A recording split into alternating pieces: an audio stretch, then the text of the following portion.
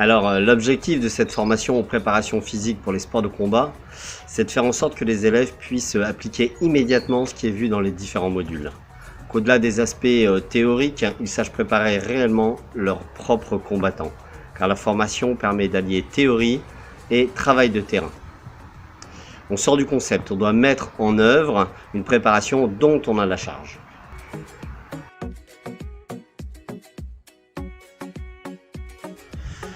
Aïe, certains vont hurler, mais d'une certaine façon, oui. Du moins dans le cadre de la discipline qu'ils maîtrisent. Ils ont tous les ingrédients pour préparer physiquement leurs propres combattants de façon cohérente avec la spécificité de leur sport. La préparation physique, c'est comme la philosophie.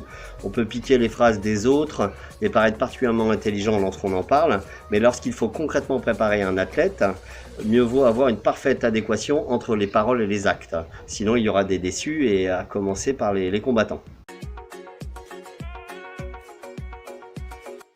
En tant que formateur, ce qui m'intéresse, c'est qu'ils comprennent la méthode et la démarche, qu'ils se l'approprient pour l'adapter à leur cas personnel.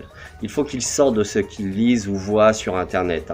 Il est indispensable qu'ils comprennent ce qu'ils prévoient et qu'ils se fassent confiance sans partir dans tous les sens. À partir du moment où ils planifient, où ils programment et ils mettent en œuvre réellement et concrètement, ils vont se poser des questions, ils vont adapter, ils vont corriger, ils vont personnaliser et au fur et à mesure, ils creuseront des sujets précis pour affiner leurs besoins personnels et individuels. Personnellement, c'est comme ça que j'ai fait et je pense sincèrement que c'est la seule façon de procéder.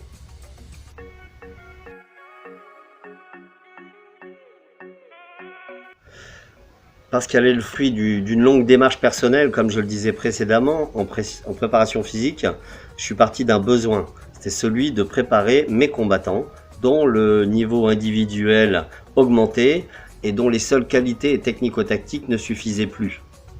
Comme j'ai toujours été passionné par la science de l'entraînement sportif, j'ai lu, j'ai essayé, j'ai appliqué, j'ai corrigé, j'ai modifié, parfois j'ai créé.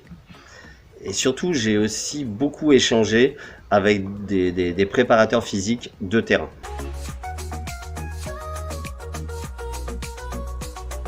Pour traduire cela en formation, j'ai commencé à intervenir auprès de ligues, de comités départementaux, puis auprès de la Fédération française de savate boxe française, pour aider les entraîneurs de clubs à être en mesure d'organiser et de conduire une préparation physique au sein de leur club pour leurs combattants. En croisant mon point de vue avec celui des cadres de la fédération qui intervenaient avant moi, j'ai modélisé la formation que je propose aujourd'hui. J'ai ensuite accompagné des stagiaires dans presque toutes les disciplines de combat. La boxe anglaise, la savate, le kick, le muay thai, le kawan, le MMA, le karaté, le krav maga, penchak silat et même en escrime. Donc en fonction de ces retours, j'ai fait évoluer la formation pour l'améliorer. Beaucoup de stagiaires suivent la formation pour leurs propres combattants ou même pour eux-mêmes. Donc ce qu'ils veulent, c'est autre chose que du concept théorique. D'accord ? Donc comme chaque module se termine par un cas concret choisi par le stagiaire, la formation devient réellement individualisée et donc adaptée aux besoins de chacun. En fin de formation, c'est une préparation complète qui est construite pour s'insérer dans la programmation globale de l'entraînement.